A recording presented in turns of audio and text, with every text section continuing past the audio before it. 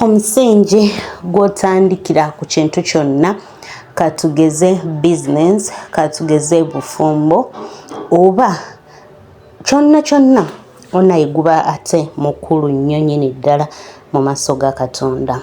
Ngera olunaku olwaleero munzikirize mbabuuzeeko mwenna buli omu mu kiti kye mu linnya lya Mukama waffe Yesu Kristo, nga tumwebaza olw'okutuwa obulamu, okutukuuma, okutujjanjaba wamu n'okututaasa ebizibu eby'enjawulo. Eno olunaku olwaleero mbaleetedde Pastor Kamya. Pastor Kamya ono ndowooza basinga mumumanyi, obeera nga ogoberera nnyo enjiri y'Emutundwe, omumanyi bulungi nnyo oba omu ku bapasita ab'amaanyi Emutundwe awo. Pastor Kamya olwaleero azze n'obubaka. Yes, obubaka buno nga buli muntu yenna talina nate kubusubwa, era nga azze okusomesa omusingi, like about omusingi mu bufumbo. Omusingi gwotandikirako obufumbo kiba kikulu nnyo mu bulamu bwo obw'obufumbo, nti otandikira ku bwenzi.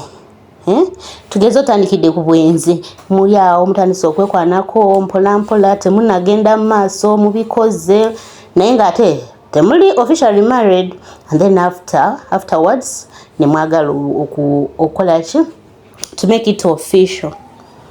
Mumanyi nti oguba musango maaso ga Katonda. Olunaku lwali luno kyazze okuba nga atusomesaako. Waliyo n'abantu abalala era si lwakyogeddeko, nange kankayiseewo, okukyawa omuntu olwa Katonda. Okukyawa oba tugeze muzaddewo n'ogamba nze nalokoka ewaka, nava mu kibi, n'ebyayo byonna nabikyawa olw'okubanga gwe walokoka. Mukwano kyokola si kituufu. Ebbayibuli bwetyo bwesomesa. Remember Katonda Yesu yaleka endiga 99 n'anoonyerwa emu. So gwe tosagamba nti ovudde ku bazadde. Buli emikisa gino gitandika n'abazadde, gitandikira ddala n'abazadde. Kati gwe omuzadde wo omugobye mu kintu kyo, omugobye mu bulamu bwo, naye nga remember yalina omukisa gwo ogutandikirwako. Bye byonna azze okuba nga abitunnyonnyola era nga abisomesa, nga abyogerako mu butuufu bwabyo olunaku olwaleero. Era munzikirize enkome wano, Pastor Kamya wuuyo, mubeere nga mumwewulirirako. Olunaku olungi, Katonda bampeera omukisa. Obuzibu obusinga obungi abagenda mu bufumbo, kyoteekwa nga okusooka okwerwanako kwe kubanga olugendo lw'otandise olw'obufumbo bwo okuuma omusingi ogw'obwa Katonda okutuusa lw'ogenda mu bufumbo. Sitaani kyakola okusobola okuba omusingi guno ogw'obutuukirivu ogw'obwa Katonda kwe kwendesa. Agenda okutwala oba gw'ogenda okutwala ne musooka mwenda. Jukira kasita mwenda Katonda mumaze omugoba mu kintu. Sitaani amaze okukola ki? Sitaani amaze okukola atya? Omusingi gukoze gutya? Waliwo obuzibu. Ebyembi ku olunaku lwozze ku kituuti tugenda kugatta. Wanjaba Luganda? Katuloze Pastor Kamya agenda okugatta nti tutandika okulayira. Gwani? Teekawo erinnya lyo. Ani agenda okugattibwa gye bujjakaawo? Ng'otubuulira nze okusooka na leero ogenda kummanya okubeera, naye nga tetusooka. Eyo endagaano gye tukoze eba nfu kuba erimu obulimba. Era otubuulira musumba akomoka jeemu si leero.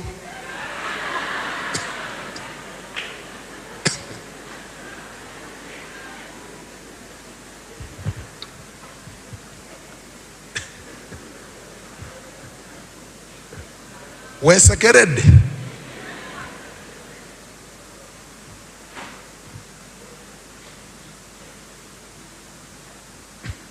Mukama waffe Yesu yeebazibwe. Mukama waffe Yesu yeebazibwe. Endagaano kasita ejjamu obulimba eba efuuse eki? Eba nfu. Kati obuzibu bwonna nti muvudde ku musingi oguli ogw'obwa Katonda, Sitaani abateze. awo ebizibu byonna byogenda okusanga biba bya omusingi guno gwe mutaddewo mugusimbidde ku bulimba. Bweba byatandikira mu ku musingi mufu gwe kennyini gw'olina okwerwanako ove ku musingi oguyimiridde ku bwenzi osobole okudda ku musingi ogwa Katonda kye tuyita okutongoosa obuki.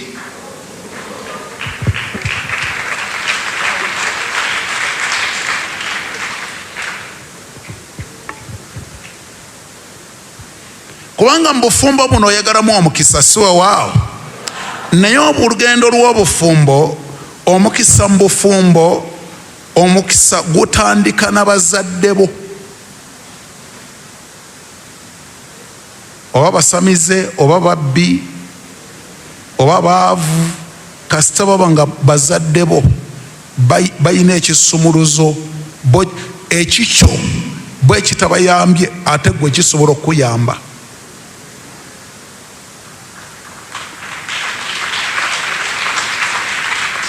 Mukama waffe Yesu yebazibwe. Omuzadde oyo bw'aba akuyingiza wano naddala taata ne bw'aba mulogo nakkiriza okukulembera, mwana wange ebyobulogo Katonda tabitunuulira, atunuulira buyinza bwakuyinako asobole okuta omukisa. Kati ebyembi abamu mumanyi otutiisatiisa omwoyo omutukuvu yakugoba ewammwe, naye ennaku zino gavumenti yabakusalira amagezi oteeka okuba nga olina konsenti y'omulogo oyo.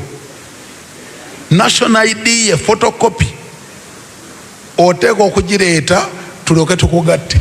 Kati wabakyawa ogamba omwoyo omutukuvu yakugobayo, simanyi mwoyo omutukuvu akyayisa bantu gye wamujja. Wabakyawa ogamba omwoyo omutukuvu yakugobayo, simanyi mwoyo omutukuvu akyayisa bantu gye wamujja.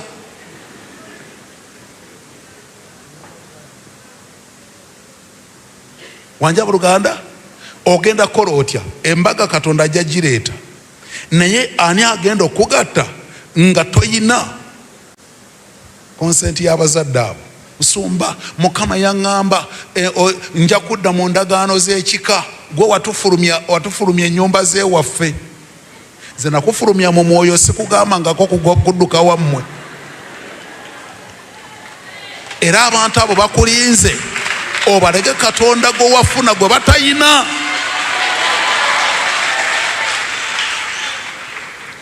Mukama waffe Yesu yebazibwe.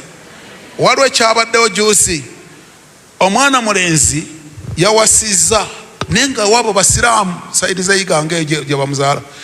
Haji yazze ne munne naga nti yazze mpola mpola, yasoose nakutuula mabega. Embaga eyasoose awuliriza.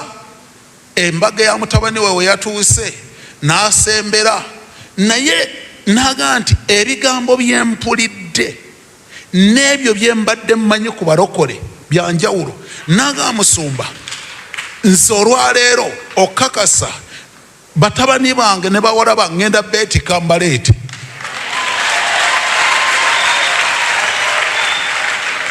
Yatugamba ayina abaana 38 ne anakkiriza agenda mukola ki? Ekibuuzo kiri nti kati bw'oba waddukayo ewammwe kubanga basiraamu,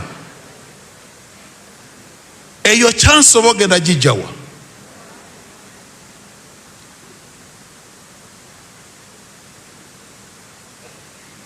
Era nagamba Musoma, nagamba nsaba naawe omwaka nga tegunnaba kuggwako, nsaba ojje ewange mpite baganda bange n'emikwano gyange ojje oyogereko gye tuli, kuba kino kyendaba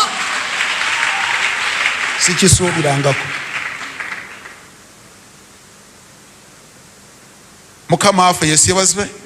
Bwe tuba tunaatambula olugendo lw'omukisa, naddala gwali wano agenda okuwasoba yawasa abooluganda, bazadde bo bw'oba okyalina omukisa nga gye bali, bayina ekisumuluzo ky'omukisa gw'obufumbo bwo.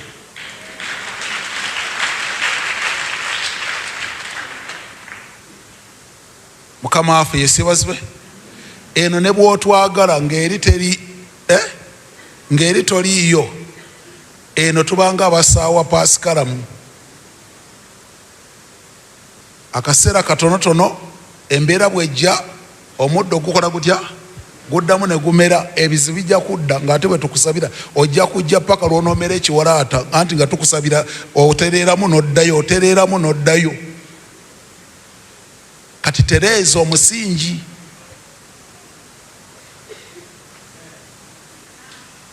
kubanga tugambye kyekitundu kiri ekitalabika ekiwanirira ebikola bitya